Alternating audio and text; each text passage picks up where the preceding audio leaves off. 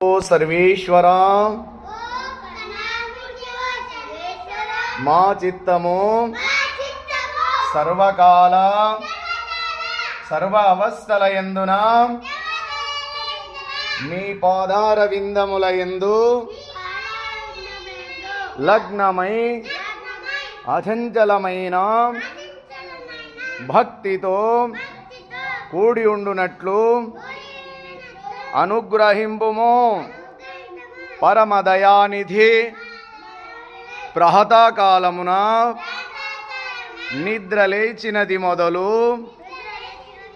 మరుల పరుండు వరకును మనోవాఖ్యాయములచే మా వలన ఎవ్వరికిని అపకారము కలగకుండునట్లు ఇతర ప్రాణీకోట్లకు